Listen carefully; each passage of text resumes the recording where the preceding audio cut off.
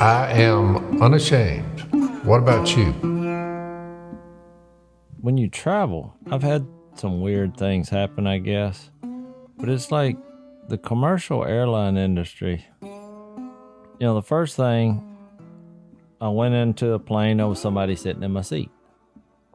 So I was like, I look at my ticket, I was like, I think this is my seat. And this woman, she just said, she looked at me like, and she just like started grabbing her stuff, just yanking, you know, and walked back. She's not happy. No, wasn't happy. And I thought, well, that was awkward. So then I get on another plane and... So she never said anything? Not a word. But look, I did notice later because my assistant was with me. So look, the same woman sat in somebody else's seat. We looked back and she's doing back. She got moved again. And I thought, what is going on there? Did she just not want to look at her ticket and do the one that was... But it's so weird to know the protocol on this, you know? So the next thing, I get on the next plane and a woman, a very large woman, sat next to me. And I was like, well, this is going to be rough. Because, I mean, she was basically taking up my Half your seat. seat. Yeah. And I've had that. And so she said, what seat are you in? And I thought that was a weird question because I'm in the one beside you, which is what I said. And she was like, what's the number? And so I was like, well, I can't remember. So I found my ticket, you know, which was on my phone. I was looking for an actual ticket. It was on my phone. So when I read it, she said, I'm in the wrong seat. I said, okay. So she got up, moved, which it's hard to know. You're like, what's wrong with these people? So I was like, I'm putting my earphones on, listening to spiritual music. So we're about halfway in the flight. I'm listening. I think I was actually listening to that song Rattle, and I'm kind of singing, not out loud, but just humming. Yeah. And so I feel a tap on my head. So I turn around and are you in the air? We're halfway into the flight. Okay. And so this African American girl, I thought she said, it's pumpkin. Because I had my earphones on. And the only thing I could think is I thought Kay had a friend named Pumpkin. And so I said, yeah, I thought you looked familiar. Which, because I didn't know what to say because we've already... Hey, Pumpkin. Yeah. She said, excuse me? And so the girl next to her, which... they didn't know each other. Was she standing up or sitting down? She was sitting down. Okay. So she's behind you? Yeah, she's behind me. Okay. She said it's bumpy. And I said, it's bumpy? And did you think Mom had a friend named Bumpy? No, I got off she knows Miss K. I just thought, I said, oh, why is she telling me? And the girl said, I have no idea on that. And the girl said, it's my second time to fly. And it's scary. And she started saying, help me, Jesus, help me, Jesus. And I was looking around. I'm like, this is not bumpy. Maybe she thought you were Jesus because she got the beard in the hair. Well, I don't know. That's why I'm asking y'all about this. I have no idea. And I was like, look, I've actually come in. You want to talk about bumpy? I said, we were fixing to land one time when I was... Are you telling her? Did you start telling her the horror stories? I shouldn't have done that. Oh, Jay. And I said, we went upside down before we aborted the landing. Oh, help me, Jesus. She said, how long were you upside down? I said, probably 10 seconds. She went, oh, Lord, help me. She got her phone out, and I said, well, you got to have your phone, because I thought she's the second time on the airplane. But she said, I got to call my mom. And I was like, they're not going to let you do that, and you're probably not going to have a reception. So, Jace, what do you think it is when strange people keep coming your way? She tapped me on the head. That's what I'm saying. And so, it hit me in that moment. This is why I'm telling you this story. I thought, why would she tap me on the head to tell me it's bumpy? Why would she do that? I thought, must be a God thing. And I said, look, here's the deal. I said, my second fear in life is flying. I said, but I fly all the time. I said, my first fear is public speaking. And she said, well, why do you fly? I said, because I public speak. I publicly talk. That was a good answer. And she was looking bewildered. And I said, but I heard, I heard you reference Jesus. I said, but I believe, like you, that Jesus is real. And so I believe God takes our weaknesses and he turns them in to your strength. I said, because trust me, I don't want to fly and I don't want to speak ever. I just soon keep my mouth shut in a public gathering. I said, but since I believe God is real, I believe that if I die in a plane crash, he just decided it was time because I am doing this 100% for him. I said, so I'm over that. I said, I have had, she said, I don't want to hear it. I don't want to hear it. I was like, but I'm just telling you, this is a nice flight. You may think this is bumpy, but this is nice. I've seen the. She's like, don't tell me. Don't tell me. I was like, okay.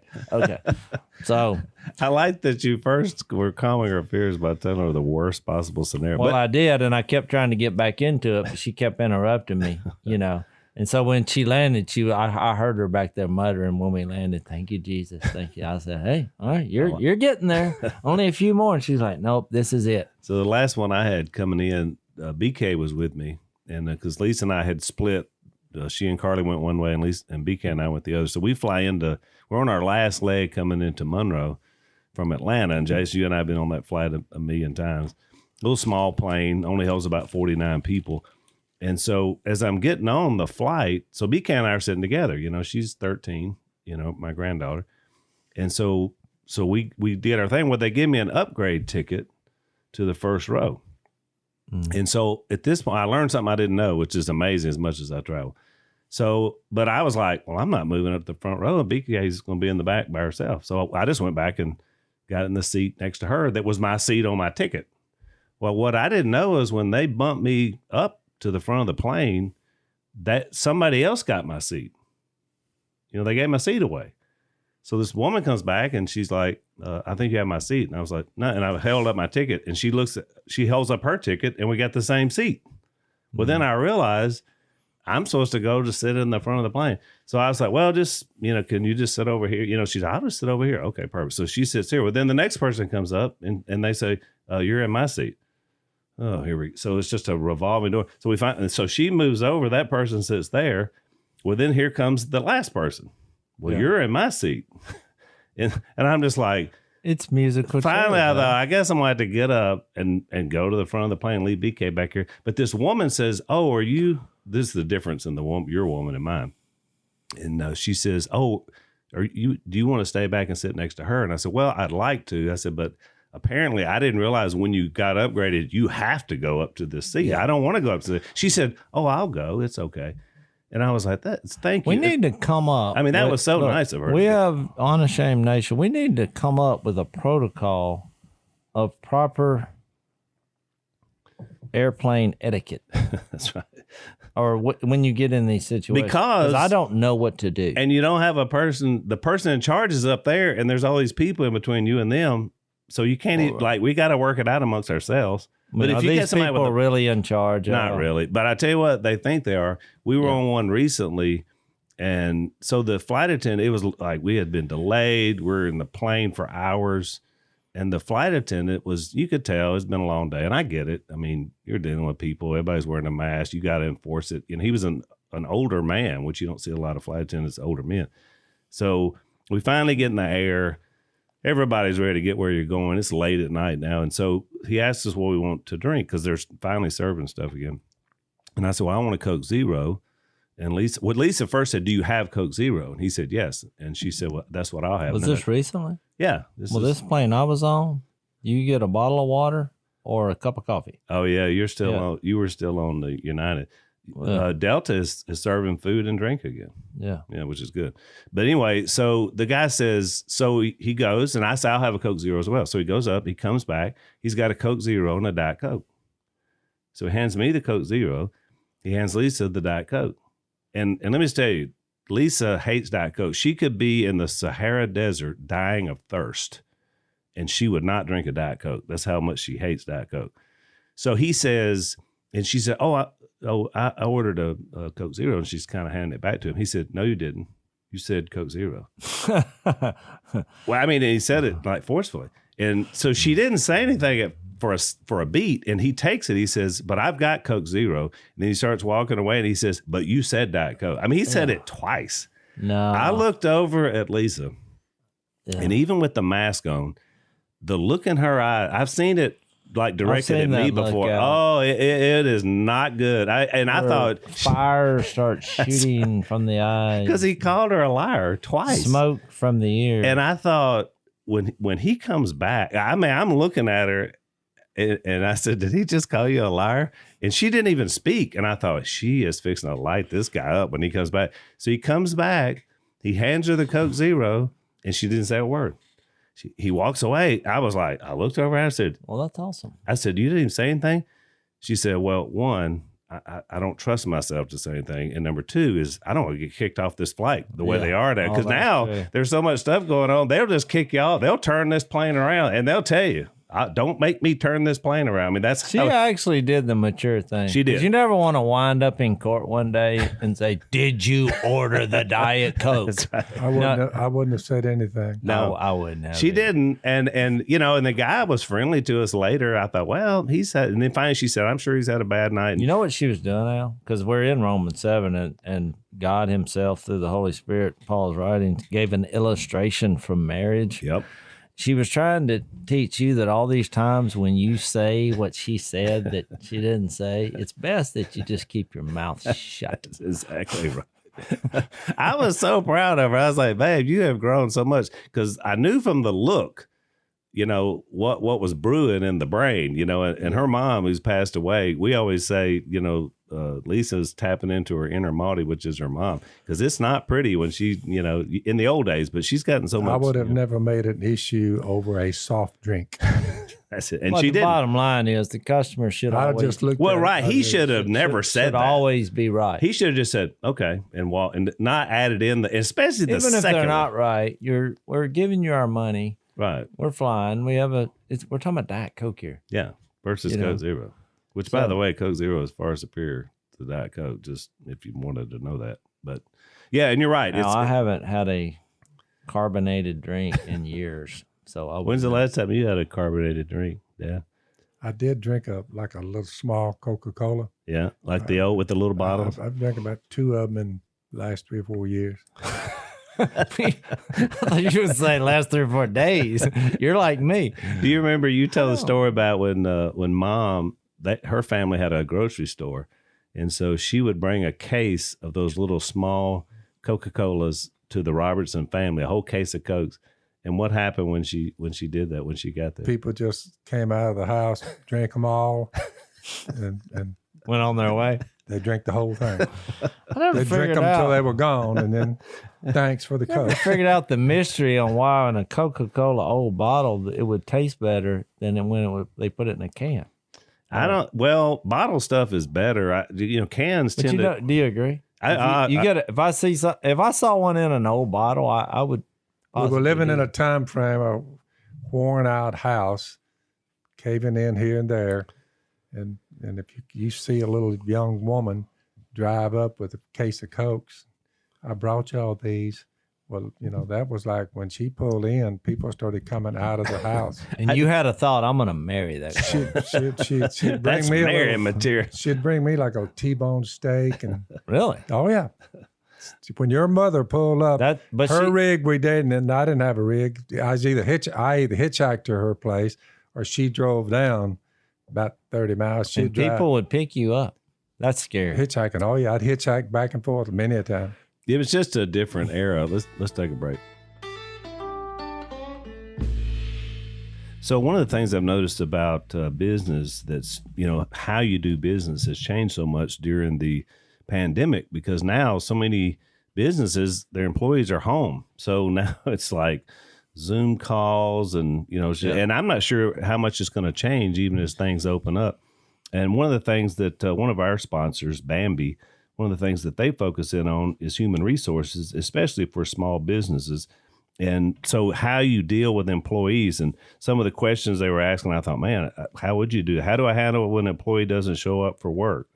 I want to terminate an employee. What do I need to do? How do I dock someone's pay? I mean, all these questions that happen that you're not sure in this world we have now of getting sued over some issue. And so what you need is someone who can help you with human resources, and that's what Bambee does.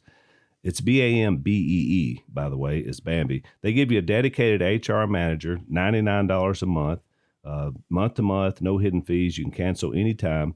So check these guys out. You get a free HR audit when you go to Bambee.com, BAMBEE.com/Robertson. Right now, you can schedule your free HR audit. That's Bambee.com/Robertson.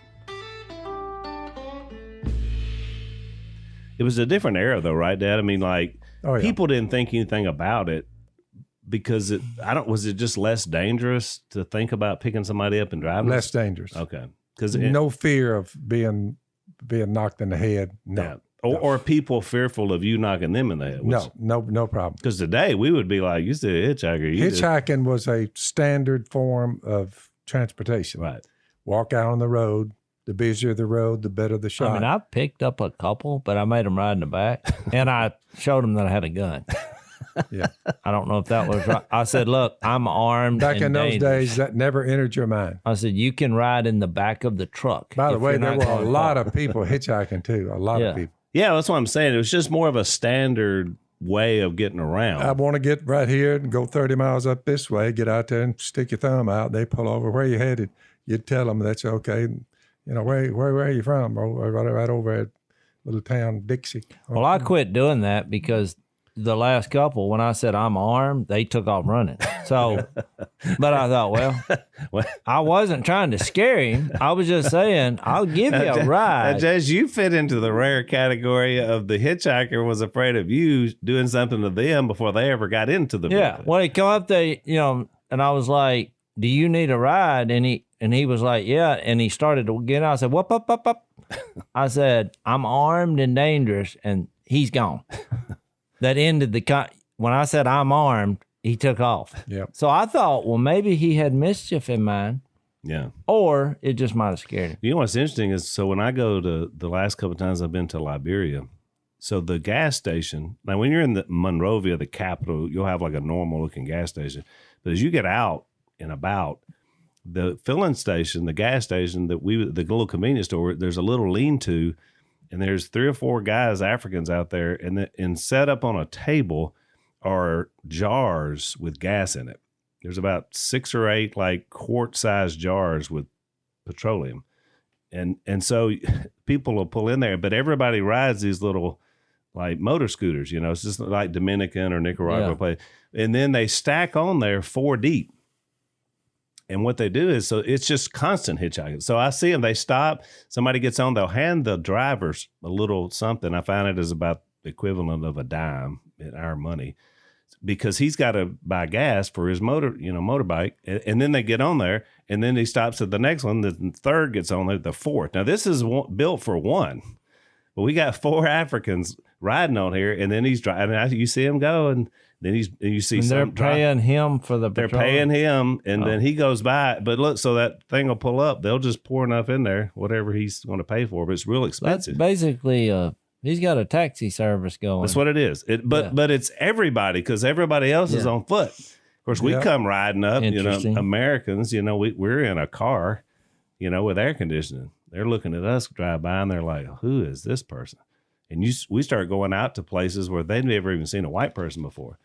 And they'll start pointing at me, and then these kids come over and they'll rub my arm. I mean, they've never seen non-black flesh, and they're amazed. They're like, what's wrong with you, buddy? This poor guy. Of course, I was telling you, if they really thought there was something wrong with you, they probably shouldn't be rubbing on me, on my arms. But it's kind of it's a weird feeling to be in a place like that. But it makes me appreciate, what we have here, for sure. But their whole system is built on it, which is kind of a sad thing, but also good. So we're in Romans 7, is where we're going to get to today. And it's kind of, back when we were talking about Romans 6, the idea was we were talking about how this idea about it's one or the other. You're either committed to sin and death, or you're committed to grace and spirit, the life that comes out of the two. There's no, basically Paul said there's no one and the other. You're either this or you're that. And he used the word being this enslaved. That opening line is a weird one. Do you not know, brothers, for I'm speaking to men who know the law. Check this out. Here's a statement that the law has authority over a man only as long as he lives. That's right. I mean, it's kind of like saying the rest of your life without Jesus, without grace, you're going to be under a code that's going to be with you until the day you die. Right. I mean, but the way it's put, it's only Well, he then has authority over a man only as long as he lives. You're like, well, that'd be... When you can take that a lot of different ways. One is, in a practical sense, you only have to obey laws as long as you're alive to obey laws. When you die, it has no more hold over you, even physical death, well, right? that was kind of his point. Because he said, for example, which is it's just a strange illustration. It is. In the middle of this. He says, for example, by law, so under the Torah, I guess, a married... This is Jewish marital law, just so you don't get confused with by law, a married woman is bound to her husband as long as he is alive. But if her husband dies, she is released from the law of marriage. That's not much wiggle room on ways to divorce your wife. Well, right. That's for sure. Right. But also, I mean, it's a law that we've kind of adopted because if your husband's dead, well, you can... And you're like, well, can I get married again? Well, that guy's dead. Yeah. So we'll say the answer is yes. We'll say, you were here at said, it was said at Bella's wedding last weekend, till death do us part. Well, right. So the idea is I'm going to marry you till death. God's not kidding there. But here's the illustration. That's not really the point. The point is... It's not the point. That's correct. So then if she marries another man while her husband is still alive, she is called an adulteress. And that still happens today. But if her husband dies, she is released from that law and is not an adulteress, even though she marries another man. I've told my wife that. I was like, look, if I die, go knock yourself out. Go for it. Take over. I don't care. I'm dead. Usually with your mother, it's on the opposite side. She said, now, remember, if I die before you do, it's not going to bother me if you get a woman. I said, Miss Kay, here's a news flash. You're the only one I'm gonna be with. I'm not going down this road anymore. Right. You're enough. So you're done. I'm done. Well, I don't know. I'm not gonna make a premeditated. The finest thing on planet Earth can walk in front of me and say, "What about this?" I would say, "Honey, I've been done. To me, there's a lot more important things at this point in my life than sex. Yeah. Hit the road." So you can't see yourself being on a dating site, a website, trying to find. No. Well, I mean, make an online connection. More than sex, but I don't know. Try to think of something companionship on how you would replace your mother. You both of y'all. Well, I agree with that. I mean, how are you going to replace your mother? Think about it. She's the best of us. So his point was verse 4. It says, "So my brothers, you also died to the law through the body of Christ, that you might belong to another, to him who was raised from the dead, in order that we might bear fruit to God." The greatest two texts in the Bible that you'll ever read. So I think you immediately have to go back and read Romans 6, That's right. 2, that says we died to sin. And then he gives the illustration of what happened at baptism. We died, we were buried with Jesus, then we're raised. Then verse 6 says, we know that our old self was crucified with him. So when you reenact Jesus' death, burial, and resurrection, because Jesus died and nailed the law to the cross, we actually, according to Romans 6:4, we also died to the law through the body of Christ. Right. Which is awesome. It is awesome.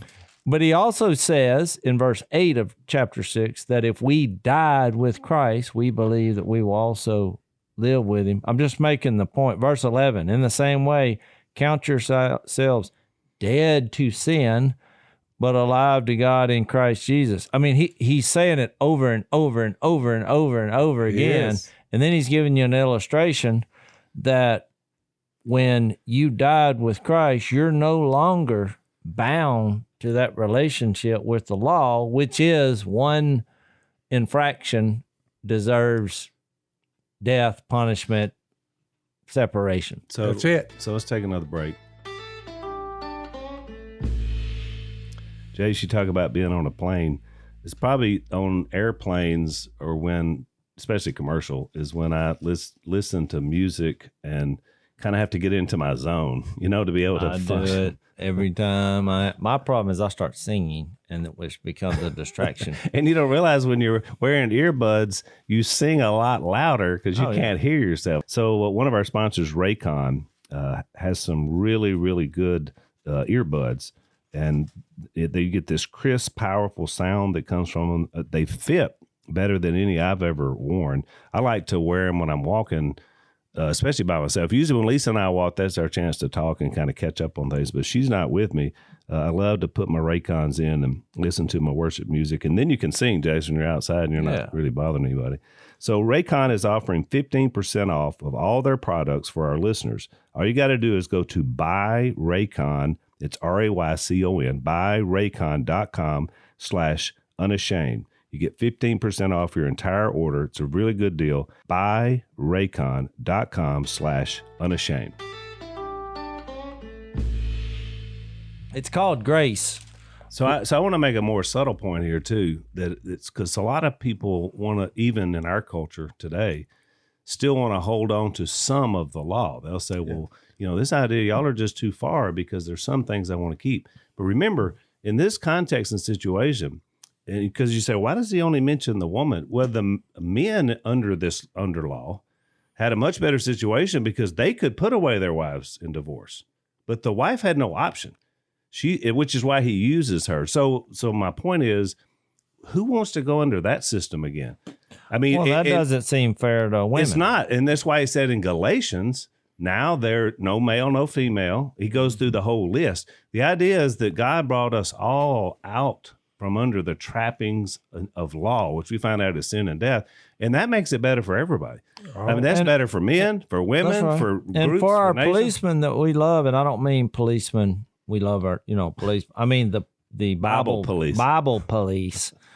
You read Romans 6:14 where it says, "For sin shall not be your master, because you're not under law, but under grace."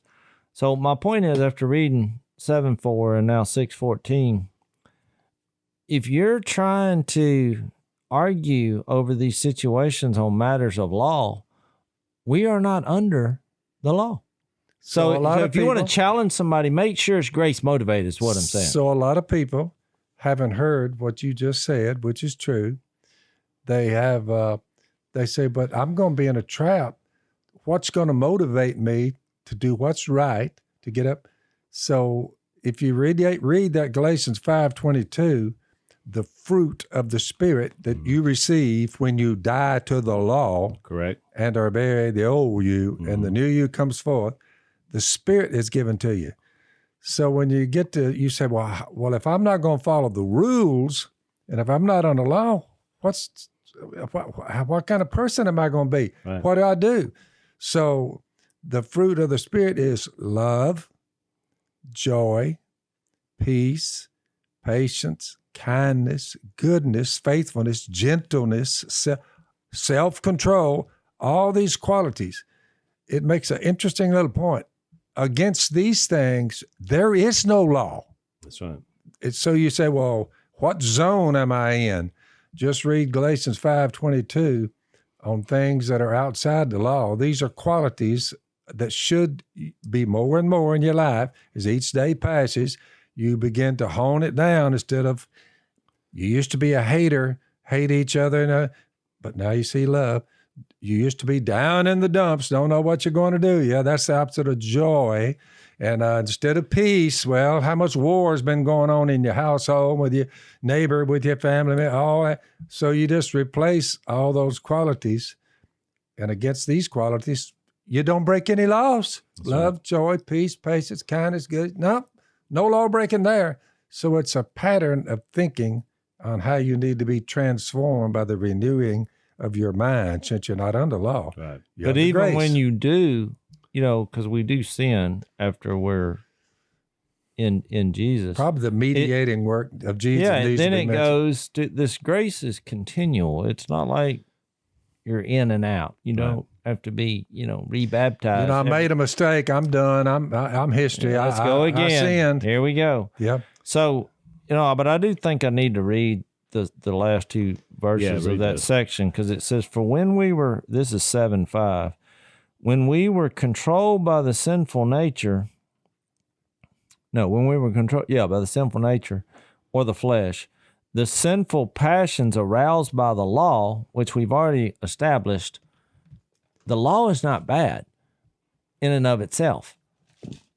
But it arouses. It sinful arouses passions. our decisions and passions. So it arouses the sinful passions. I know I aroused by shouldn't the do law, it. I know I shouldn't do it. but I do. But I do. Yeah, we're at work in our bodies so that we bore fruit for death, which is a strange way to look at it, but in a frightening way. But when you think about the sins we commit, it is a sinful behavior is destructive. Yep. And it leads to death, either spiritual or physical. In some capacity. America is still wrangling with this, and Yeah. Well, and I want to let me read the last verse and we talk. But now, by dying to what once bound us, we have been released from the law. We have been released from the law. So people who have trouble with this, say that 10 times. We have been released from the law so that we serve in the new way of the Spirit. Yeah, new way of the Spirit. The new way of the Spirit, which is a grace-motivated, Spirit-led way of decision-making. now That's dependent on God and not us. Yeah, Exactly. from the time you just said that, within hours, there will be information coming our way, and all of them will be saying the same thing. We're still under law. You can't write the law off. They write letters all the time. Yeah, I it's see a them. hard time. I agree. I just drop them over in the trash because of what you just read. So if you write me, said, "Oh, we're under the law," I said, "No, you better not be under the law." Yeah. Which, by the way, this is why we answered this on the podcast. Well, I want to mention something that I mentioned in my sermon on Sunday. I was talking about my last point was that, against all hope, in hope, Abraham believed. Remember that we talked about from Romans 4. And so I went back to Genesis 22, but I want to highlight something was said because I had a conversation after my sermon, which really goes in line with what we're talking about. In verse 12, after the angel of the Lord has said, don't kill him. And I can't tell the whole story, but he says, do not do anything to him. Now I know that you fear God because you have not withheld from me your son, your only son. And so I made the point that God wants us in that moment where we surrender to him, which we're talking about from Romans 6, everything. In that, you give him everything. That means you can't hold on to some little piece, that I'm going to do this. I have to submit. So after my sermon, a woman came up. They were visiting from out of town. And we had a nice conversation. She listens to the podcast. And so she asked me a question, and I wanted to address it today because it's just in line with what we're talking about. Because she said, you said one time on the podcast, there's a difference between happiness and joy. She said, but I'm struggling. I'm not happy about some things. I'm struggling with trying to figure that out. So it was just what I was talking about on the sermon today. Happiness depends on your circumstances. I'm going to decide whether I'm happy because here's what's going on in my life. That's going to determine my internal joy, whether I'm happy or not. But the Bible never says that, ever. That's right. Well, I would say, Al, that happiness is more dependent on you, which is the point about the law, and joy is more dependent on God. It's like if you said, we were talking about the difference in hope and the worldly hope, or even in our lives when we say, I hope I win, buy 20 lottery tickets, I hope I win. The difference is once you have God's Spirit and you say, I hope God wins, well, God's going to win. Right. So that's the difference from security to salvation to why you're saved. Right. Because he proved his faithfulness when he sent Jesus. Right. And worked out in history for him to be here. Jesus made all the right decisions, never sinned, and then was given on a cross and then was raised. Well, he did it. Right. That's why it says, in Romans 1 that we're not ashamed of the gospel, which is good news because it is the power of God for the salvation for everyone who believes. I mean, this is what our show's named after. Then verse 17 says, for in the gospel, a righteousness from God is revealed.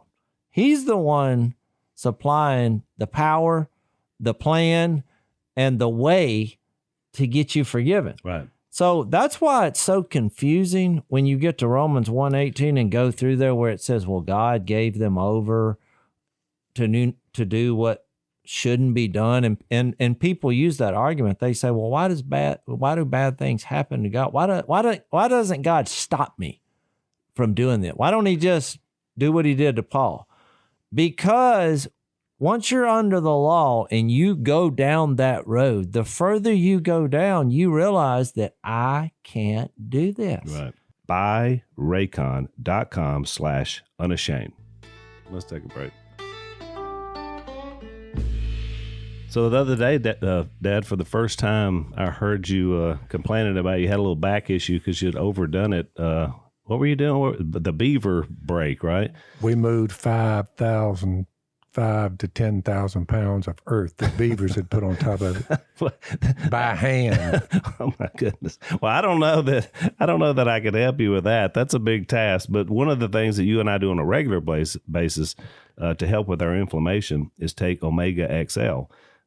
It's a 35 years of clinical research dealing with inflammation that causes pain.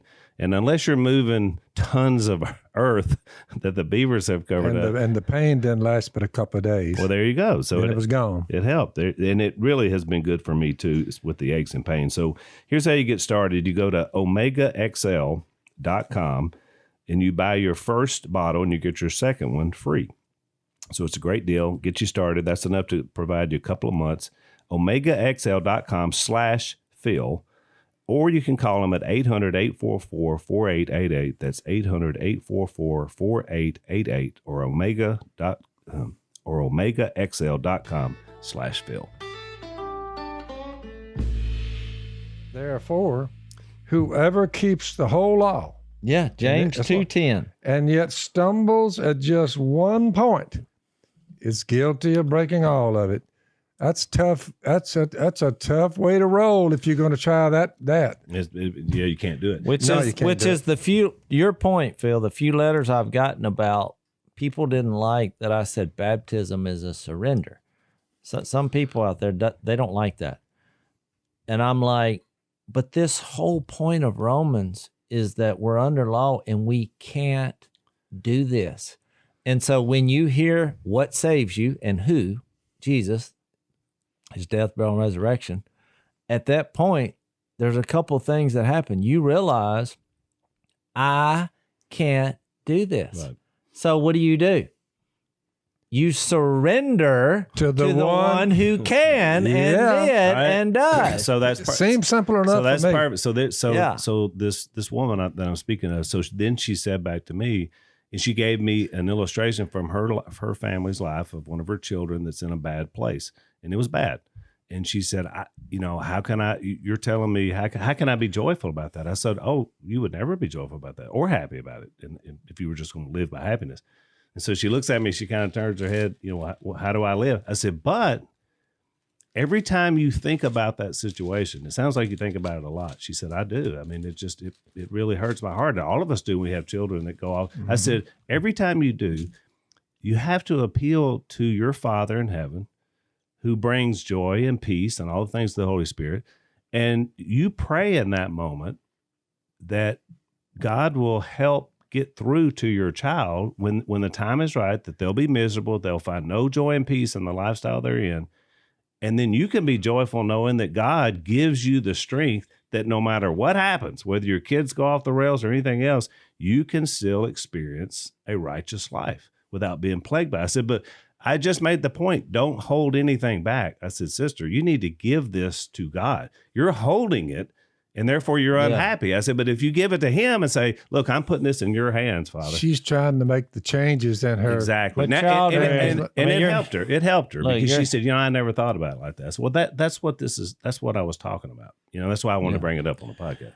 Well, look, you start bringing up kids. I mean, if anybody's had teenagers knows this gets personal. But look, I've prayed before, which is, I mean, it's kind of a drastic prayer, but I've said prayers where, like, because I'm so frustrated in the moment that I thought, if it takes me dying, if God, if this is the only way this kid is going to have an awakening, so be it. I mean, it's a hard prayer to pray, but you get so frustrated because you love your kids but you realize everybody's got to, come to Jesus on their own. But that leads me into what because I'm not the brightest bulb of our family or just as a human. And so I read the book of Romans, and it seems kind of a complex way in some ways to explain this, because you got all this, the law, and even this illustration, and people are like, some people wouldn't worthy of in note of what you just said, Al, they would then do this. What shall we say then? After he's just said, we have been... Say where you are. Well, I'm in Romans 7:7. So by dying to what's bound us, we've been released from the law. So we serve in the new way of the Spirit and not in the old way. So somebody comes along and says, well, what shall we say? Is the law sin? Well, maybe the problem is not me. Maybe it's the blooming law that you got me under. Because I wouldn't be like this, God, unless you had wrote down this code that I had to keep, and I didn't keep it, and I'm frustrated, and you're the problem instead of me. And people do that. Yeah. He said, indeed, I would not have known what sin was except through the law. I would not have known what it was to covet if the law had not said, don't covet. But here we go. But sin, seizing the opportunity afforded by the commandment, nothing wrong with the commandment, produced in me every kind of covetous desire. For apart from law, if it weren't there, that's right. Sin is dead. Yeah. Unfortunately, the law is always there, and it's not going to change. And which goes back to Romans 1, though. It motivates me to say, thank you, God, for getting me out from under a code I never even came close to keeping. The first step that happens way before all these sins is that you alienate yourself from God. That's where it starts. When Romans 1, everybody goes to the list of sins, but the first parts of it were they neither glorified God as God nor gave thanks to him. Yep. Their hearts were darkened. Their minds became futile. Although they claimed to be wise, they became fools. The philosophy is what leads to the behavior. Yeah. So you alienate yourself from God, which the illustration I was going to bring up, a more simplistic view of this, I think, came from Jesus in Luke 15 on the prodigal son, because you were talking about your kids. Right. That's when it gets personal, because we all know what that means. I mean, you want your kid to make it, and it's a tough time. So Jesus comes up with this situation on why he's hanging out with poor humans. Right. The people that are in trouble. Hang on to it. Let's take our last break. And it's like, even there, it's like the three stories I heard somebody say one time, the first illustration of the sheep going astray was 1%. Then the woman with the coins, it was 10%. Yeah, it was 10%. And then when it got to the two sons, it was 50%, which I was like, or maybe 100 on the. Yeah, because it was really both. Because the other brother had some struggles too. I mean, nice illustration. I've never thought of that before. That's pretty creative. Whoever came up with that. I don't know. I heard that somewhere. It popped into my brain, but I don't want to take credit for it. But I thought it was an interesting way to look at it. But here's my point. Going back to Romans 1, and God seemingly contributing to this, because I got some letters saying that they're like, well, how come you're saying God's contributing to the person falling further? And I mean, I didn't respond, but I was like, I didn't think of that. I read it. You worked that out with Romans 1. Furthermore, he gave them over to do what not ought to be done. I was like, we just read the scripture. I had no interpretation whatsoever. I think I had no comment on it. But look, all God has to do is not do anything for you to go into that mode, which is his point. My point is, you see where I'm going in Luke 15. Yeah. When the son came to his father and said, hey, give me my share, give me a gift. Which you think about what God's grace is, the gospel. Is that not a gift? Big Well, time. this son in Luke 15 said, I want my stuff, which is a bad business plan. When your plan is to just give me that's your plan. Well, what did the father do in that moment? He let him go. And I think it relates to Romans 1, and because at that point, are you going to convince him? We've all had our moments with rebellious teenage. There's nothing you can do. Mm-mm. I mean, you gotta Until they figure it out. and which is the purpose when we're getting into why the law is here and why God allows this for us to go down that. Well, what did the son? What did he arrive at? He goes out. Now it was fun for a while, and then all of a sudden he winds up in a pig pen. Yep. And you would think at that point he'd say, but nope. He stays in the pig pen long enough to where what the pigs are eating, even though they were probably maggot infested, he has now gotten past the smell, gotten past the status, lost everything he had, and is now literally living like a pig. And it started with the old Josie Well line. I mean, first the money ran out. Then the booze ran out. Right. Then the friends ran out. Then the food ran out. So what's happened? The father let him go so he would, and then there's a phrase in there, because I mean, it's really about how God's grace, the father was waiting on him, but there's one phrase which is used exactly in Romans 1. It goes through all those lists of sins, and then it has 4 attitude qualities. It says one of them is senseless. They are senseless. You remember, heartless, ruthless. Yep. Well, Faithless. here's this son in the pig pen, and you remember the phrase that says, He came to when his he senses. came to his senses. And then he starts talking about, he showed humility because he's like, I'm no longer worthy to be called a son. Well, God's wrath, his father's wrath, which was not a wrath that wasn't based on love, he just let him go because he knew the only way he's going to figure this out is to realize is that sin is going to put you in a pig pen. Al, it It's kind of gonna sounds put you like in the your ground. story. My story, yeah. Yeah. And so he now trying to get people to have that come to senses moment. Sometimes you just have to allow painfully for it to, you just hope they don't die in the process. Pray for that. That's what I told her yesterday. Pray for his safety, but at the same time, pray that he finds no peace and joy in this life. But just like Romans, I think this is what I'm going to preach on Sunday. Uh-oh. I've been in, it hit me about this Luke Two 15 when you podcasts to said work that. in the sermon. Well, because Romans for me says the same thing, but it's more confusing. I have to read it over and over and over and Right. over again. But I read Luke 15, I'm like, okay, I let got the that. kid leave. He was, good time, party. He said, I was right, spending money. I got lots of friends. And then, bump, famine breaks out, I'm in a pig pen. I mean, this sums up pretty much half of country music singers and the movies about them.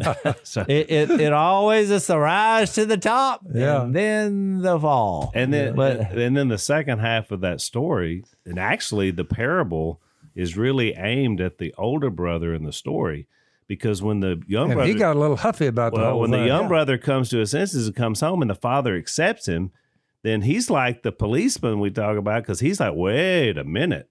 I'm here slaving away doing this. You don't even give me a goat. Here I am. I'm not in the pig I'm pen. keeping the And you know rules. what the other brother's doing when that's happening? This is the birthplace of country music. He's out there singing a song about Yeah. the pig pen Yeah.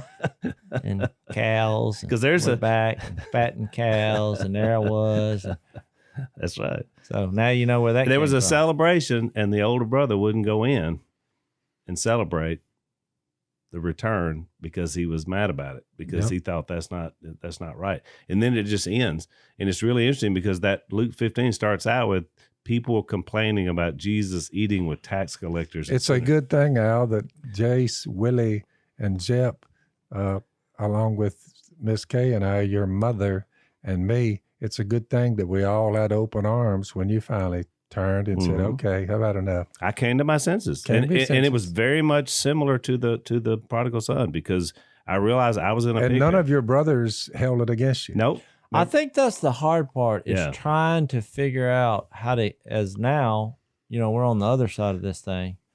How do you get people to come to their senses? Yeah. Because really, that's the key phrase in Romans. To me, that senseless, and based on Luke 15, because at what point would you say that this is not working? To me, you would have thought it would have been before we've entered a pig pen to make a living. Or maybe you thought, well, it'd be fun. I like bacon or whatever.